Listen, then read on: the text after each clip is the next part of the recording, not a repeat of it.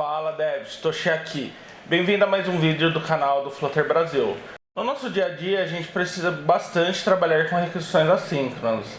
E muito provavelmente você já necessitou trabalhar com futuros. Mas você sabe como realmente eles funcionam? E como eles se conectam com o Event Loops do Flutter? Então prepare-se para entender a fundo sobre features e Event Loops. Já deixa aquele like maroto, clique em compartilhar e bora pro vídeo.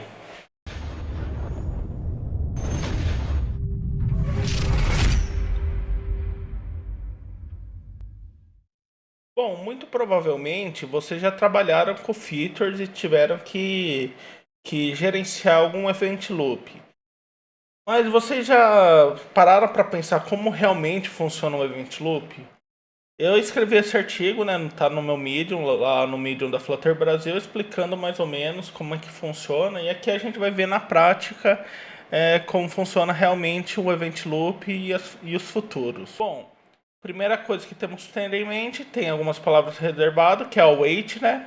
Caso você queira esperar a execução de algum futuro.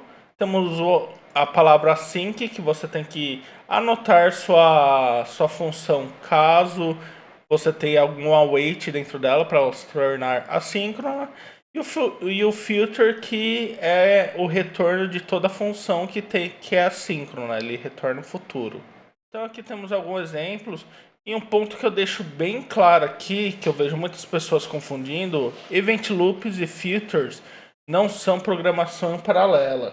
Ou seja, eu vejo muitas pessoas cometendo o equívoco de falar, executo paralelamente, coloca uma feature, coloca um async lá e deixa ele executando paralelamente. E não é isso que ocorre na real dos fatos quando a gente executa, né? Então a gente vai ver alguns exemplos práticos nesse vídeo para desmitificar esse mito que a gente tem. Então, como que funciona um event loop? Basicamente a gente tem nossa função aqui que vai ser executada, daí executa a função A, função B, função C. As funções são assíncronas e ela corre de forma que executa um atrás do outro conforme eu chamo. Então, quando eu crio um async, uma microtask, uma feature, então basicamente o que ocorre, né? Eu coloco as execuções uma atrás do outro, aqui no caso executo o evento A, microtask A, evento C e a microtask B. Então, basicamente, o que ele vai fazer? Ele vai registrar esses dois event loops, que microtask e feature são event loops. Ele vai registrar no loop de eventos que eu tenho, vai executar primeiro os eventos que fazem parte da thread principal e não são assíncronos, e depois ele vai executar as microtasks e filters. Então aqui, como que funciona a execução de um fluxo normal de função? Então, lembrando, microtasks e filters são event loops, o que a gente está chamando aqui de event loops.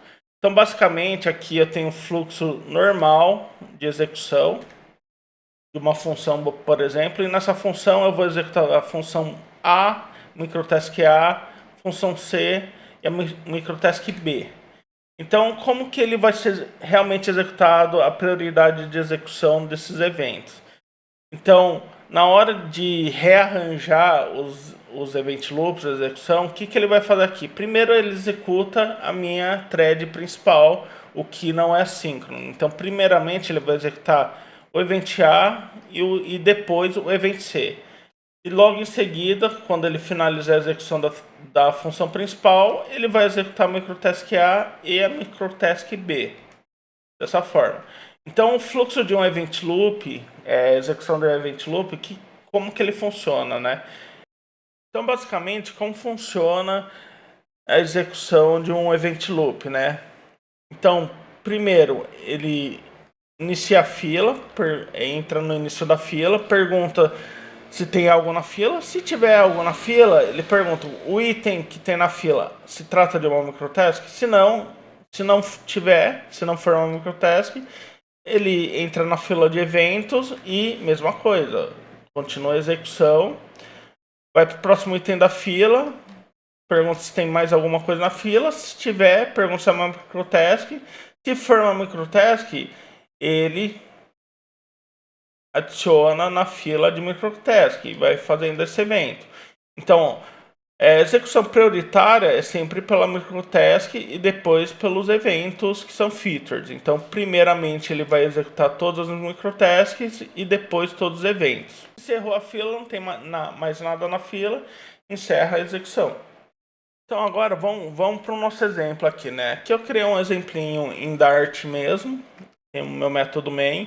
Então basicamente eu criei um timer só para contar quanto tempo demora para execução de toda minha função.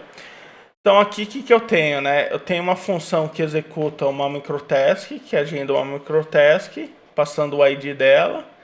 Eu tenho uma função A, que é uma função normal, não é uma função assíncrona e nem de microtask.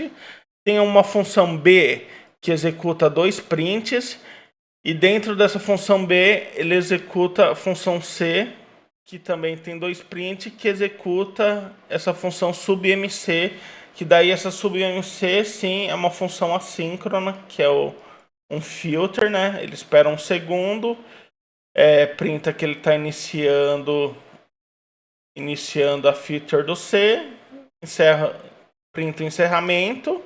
Tem uma função D que só printa executando função D. E tem uma função que executa um filter, né? Depois, esperando um segundo, ele recebe o ID e quem que está chamando ele. Então, basicamente, aqui no meu fluxo, o que eu fiz? Eu pedi para executar primeiro a microtask passando o ID 1. Depois eu executei uma função feature, falando que ela foi chamada do método main, passando o ID 1. Executei o método B e o método A, aqui, que são funções normais. Executei o método C, que aqui ele vai também executar uma feature no meio dela. E depois executei 2 features, falando que foi a main que chamou ela e que o ID dela é 2 e 3. No final eu executei a função D, que é uma função normal. E depois executei mais uma microtask e simplesmente mandei parar meu timer e printar quanto tempo que demorou. Bom, executando aqui meu exemplo, né? Vamos executar aqui bin playground.dart. Vocês podem notar que ele seguiu a lista de prioridades, né? Então, primeiro, o que ele fez aqui? Ele executou a função A e a função B. Note que a microtask não foi executada, ela só vai ser executada quando terminar a execução da função principal. Então, executou a função A B, inicializou o método C e finalizou o método C, que é chamado dentro do método B. Aqui tem a execução do método C, que é uma função normal. Note que ele executou uma feature aqui, não executou a feature aqui. Então ele executou o método C, o método D, e note que o timer ele parou assim que ele executou, terminou a execução do meu main, né? Então, basicamente ele não executou as features, mas ele stopou meu timer e printou o resultado do meu timer. E só depois que terminou a execução do main, ele começou a executar meu event loop. Então, primeiramente, o que ele fez aqui?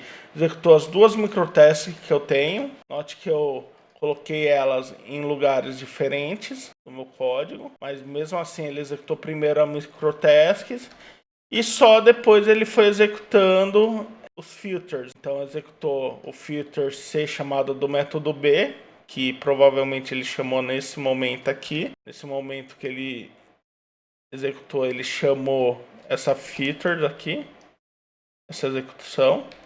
Então depois ele executou outra feature foi chamado no método C. Então aqui no meio eu fiz essa chamada do event loop, registro, né? E depois ele executou as 2 últimas features que eu registrei, que é o futuro 2 e o futuro 3, que foi chamado no método main. Note que o futuro 2 eu registrei nesse lugar e o futuro 3 eu registrei nesse lugar. Então, essa foi a ordem de execução, sem botar wait, nada que interfira a execução do meu event loop, para mostrar que tem uma ordem e uma prioridade a ser executada. Então, a prioridade é execução do método principal, do método principal, dos métodos que não são assíncronos. Depois a próxima prioridade são microtask e depois os futuros. Bom, um outro exemplo que eu preparei aqui para nós é, por exemplo, eu vou executar, eu tenho uma função aqui que executa um futuro, certo? Um método assíncrono, e ele simplesmente tem um for aqui que vai de 1 a 5 que executa esse futuro. E a gente botou o timer só para ver quanto tempo que demora para executar. Então abri o terminal aqui, dei um clear, vou executar meu arquivo Dart, só para executar. Bom, ele está executando, então basicamente o que faz essa função aqui, ele dá um wait de 1 segundo, né? Ele espera 1 segundo e coloca o print. Posso ver, ó, aqui ele demorou exatamente 5.047 milissegundos, né? Ou seja, 5 segundos e 47 milissegundos e executou as 3 formas. Então, quando a gente tem vários futuros a ser executado, a recomendação não é a gente executar um por um, né? Quando eu quero executar todo mundo, a recomendação não é essa, porque realmente ele vai demorar o tempo de execução e um pouquinho a mais, que é o tempo que o nosso processador fica ocioso. Então, basicamente, como eu posso melhorar dessa forma, o recomendado, inclusive pela documentação do Dart, é utilizar um cara aqui que chama filters.await. Então, basicamente, como funciona?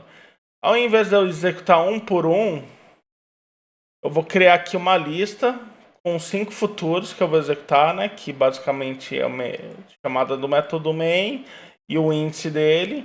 E simplesmente vou dar um await aqui, dando filter.wait e passando essa lista de futuros. Então, basicamente, ó, aqui ele demorou 5 segundos e 5.047 milissegundos.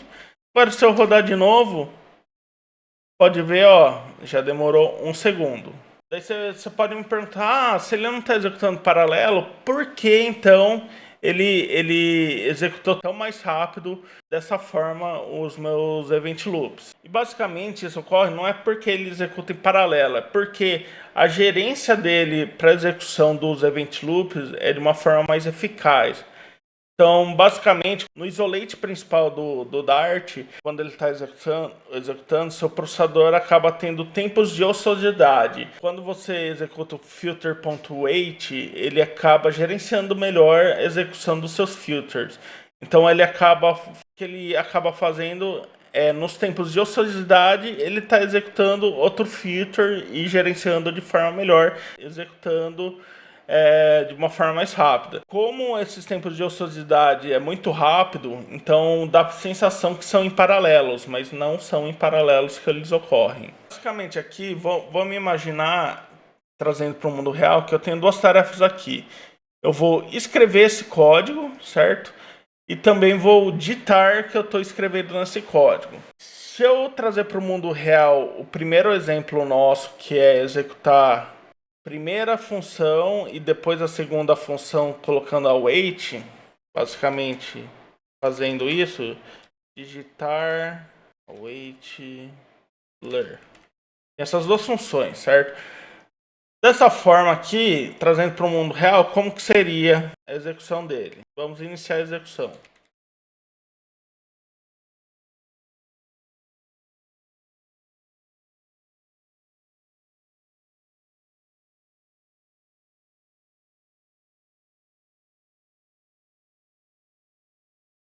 Void main print hello world. Bom, vocês podem ter percebido que no momento que eu estava digitando, teve momentos que eu dei uma pausadinha porque, sei lá, eu cansei de digitar, tive que descansar um pouquinho para continuar digitando, né? Esse tempo de delay, meu processador poderia estar executando outra tarefa. Então, eu acabei perdendo um tempo. Então, vocês podem perceber que, por exemplo, na execução, ele teve aqui 47 milissegundos a mais do que poderia ser executado, no caso que são 5 funções que deveriam levar 1 segundo, né?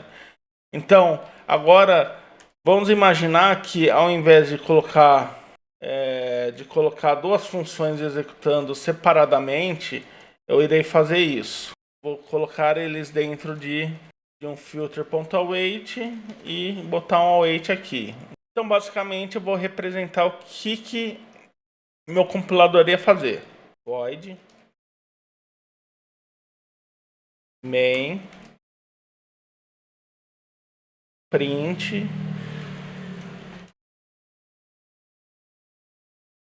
hello world. Então, eu não falei e digitei paralelamente, né? O que eu fiz foi, digitei um pouquinho, falei, digitei mais um pouquinho, falei, digitei mais um pouquinho e falei e terminei a execução do nosso método, né?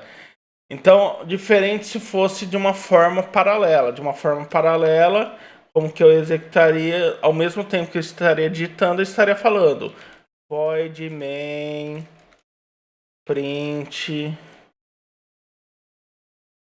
hello world. Então, isso quer executar em paralelo realmente. Isso daí tem como fazer no Dart usando isolates. Eu vou falar no próximo vídeo, mas não confunda paralelismo com event loops, são coisas completamente diferentes. E aí, curtiu o vídeo?